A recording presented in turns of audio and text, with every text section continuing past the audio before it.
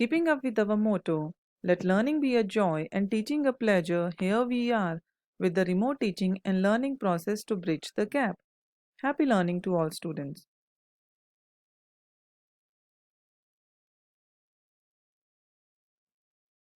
Hello students, I welcome you all in history session. Today we are going to start a new chapter, that is Industry and Trade, chapter number 8 from history textbook of standard 9th.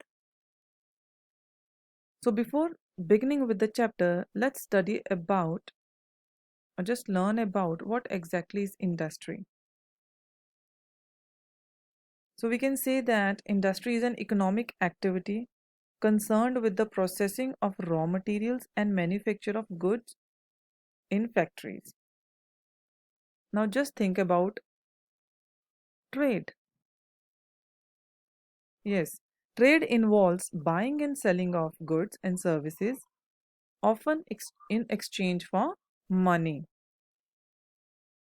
So in today's chapter, we are going to gather some information about industry and trade in India in the post-independence period. After India became independent, the Industrial Finance Corporation of India was established in 1948. So what was the purpose of this institution? Yeah, its purpose was to make available long-term loans to the industrial projects so that industries can be more and more industries can be established and economy can be raised. Similarly, the Industrial Development Corporation was established in 1954 in order to bring about greater development of the industrial sector in India, just to boost the economy of India. So we will learn about different industries in India. So let's begin with textile industry. As you can see in the picture, textile means related to clothes. So the textile industry forms 14% of the total industrial production in India. Whatever industries are there, out of those 14% of total production is we get from textile industry. It includes the power loom and the handloom industries.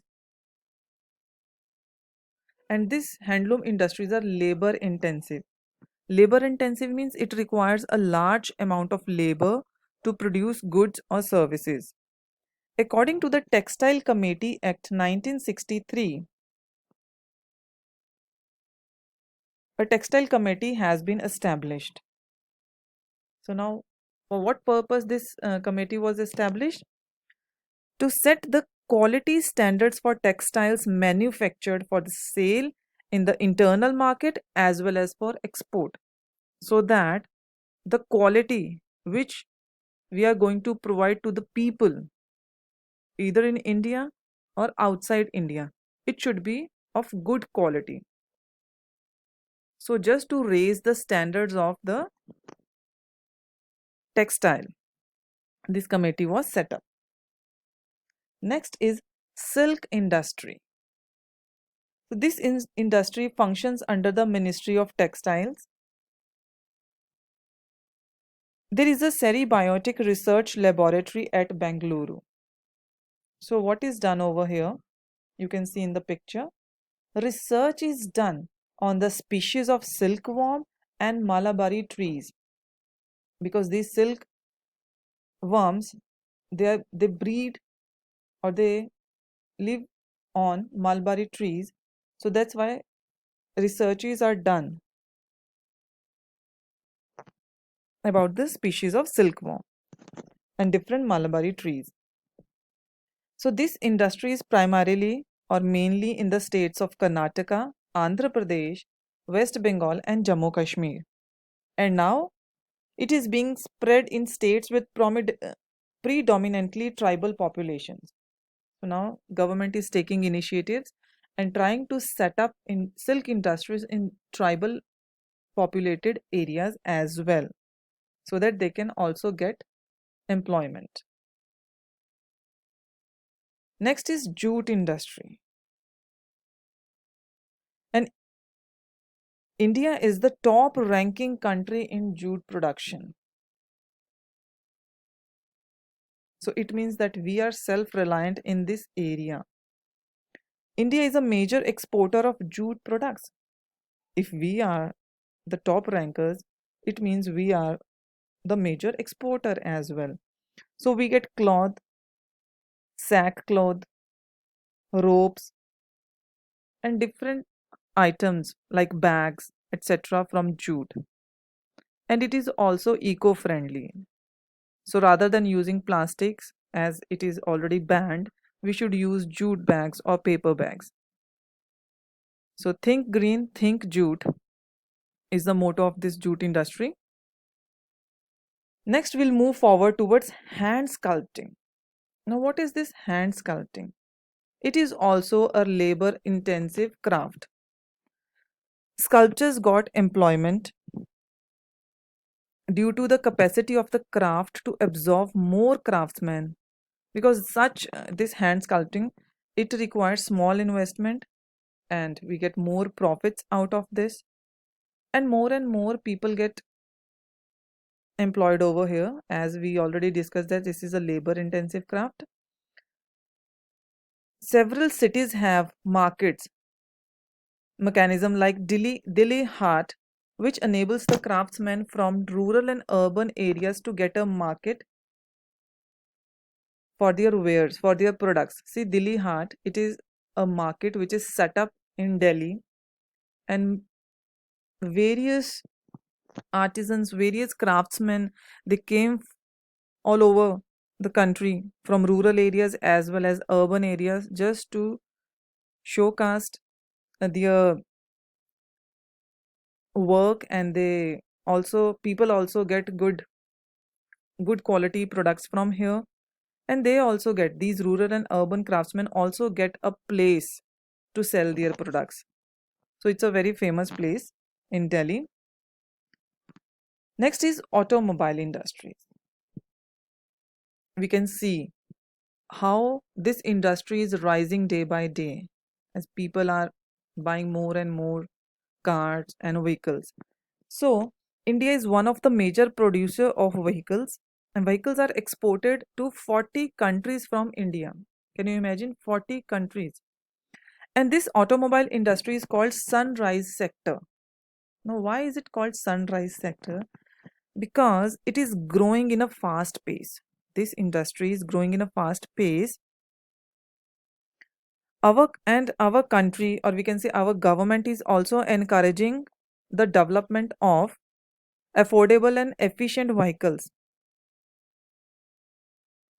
And automobile companies are responding with keen interest as well. That's why this industry is growing day by day. One third of the tractors, if you see, India India's tractor industry is the biggest in the world, and one third of the tractors manufactured worldwide are produced in India. And where they are exported? Tractors manufactured in India are exported to Turkey, Malaysia, and several countries in Africa. So, in this way, we can see that we are becoming self reliant in many of the fields, industries, we can say. Let's move towards and see cement industry. The role of cement industry is important in the development of housing and infrastructure. This industry is one of the most technologically advanced. India's current India is currently an important producer of cement in the world. So in like other industries, we are also growing in this cement industry as well. Next, we will see leather industry. It is a big industry in India, and it is primarily export oriented. Export oriented means basically whatever the goods are produced, mostly they are with the purpose of export. Salt industry. India is one of the top producer of salt in the world. So we can say we can see that in many of the industries we are top rankers. The annual production of salt in India is 200 lakh tons. In India itself, 200 lakh tons salt is produced. The production of iodized salt is 60 lakh tons. Next, move towards bicycle industry. India is leading producer of bicycle in the world. Bicycles are made in the states of Punjab and Tamil Nadu. The main manufacturer in Punjab is Ludhiana. India exports bicycles to countries like Nigeria, Mexico, Kenya, Uganda, and Brazil. Khadi and village industry. So the Khadi and village industries commission was established. You can see commission was established to give impetus to industrialization in rural areas because urban areas are developing. But now we need to strengthen uh, this rural area as well. That's why this commission was established. So the purpose of this commission is to promote the sale and marketing of khadi and village industries product as well as handicrafts. So that these industries as well as the people of these areas can also develop. The main objectives behind the establishment of corporation were to develop the traditional industries, handicrafts, cottage industries, and to encourage industries that use the materials and human resources available at the local level. And what would happen with this? The villagers, they will become self-reliant because they will get involved in all these small scale industries and these industries also create employment. Obviously with employment they will become self-reliant, they can improve their economic condition, and they will also help in raising the economy of the country. And in this picture you can see different products manufactured or produced in khadi industry. You can see silk, woolen clothes, incense, paper made articles, pickles, soaps, pulses are grown, handbags, matchboxes, and many more things. So this give employment to many of the villagers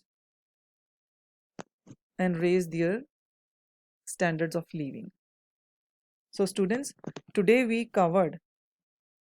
we learned about industry and trade and many industries in India like textile industry, silk industry, jute industry, hand sculpting, automobile, cement industry, leather, bicycle, khadi, and village industry. So that's all for today. Thank you so much.